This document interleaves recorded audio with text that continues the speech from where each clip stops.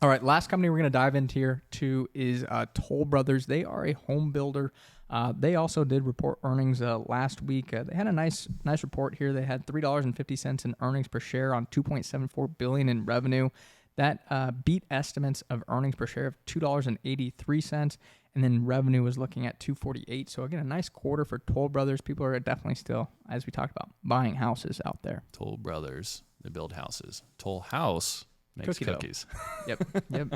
Very different. Switch names. Very different margins, very different price points.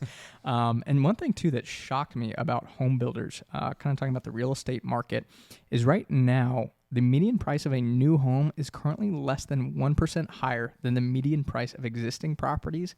Historically, there's been about a 17% premium. That, I think, is so important because that, I think, skews the data on, there being a larger amount of supply of housing on the market. Yeah. Yes, there is supply, but it's not for the people that are buying homes or trying to get into homes. Since that premium is basically flat, whether you're buying a newly built home or you're buying a home that somebody else is selling, they're basically the same cost. When usually there's a 17% premium. That's I think very interesting. Yeah, and it's something that they're kind of having to succumb to buying down interest rates. Like, I was kind of surprised by this, but right now the 30-year it was around 7%. I say right now. Earlier it was around 7%, and at that time, home builders were able to buy down the rate to around 5%. So not only are the home prices similar, I mean, it's really pushing people that are looking at buying homes to maybe new homes because the cost differential isn't that great.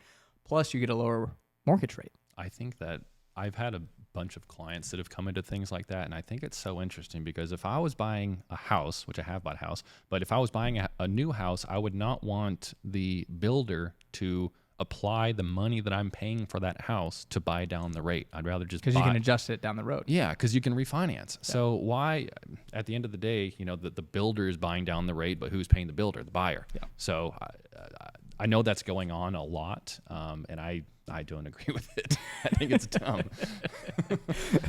Well, let me give you some numbers here on Toll Brothers real quick. Price to earnings, 7.8. That's below the industry of 9.5. Also, too, we look at price to cash flow. That's 11.9.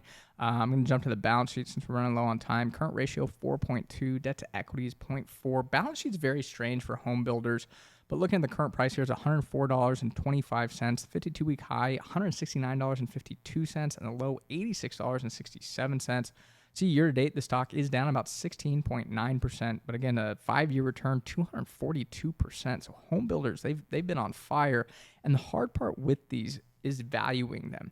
Because you go out to October 2026, estimated earnings per share here, $14.42. I mean, it gives you a target sell of $239.37.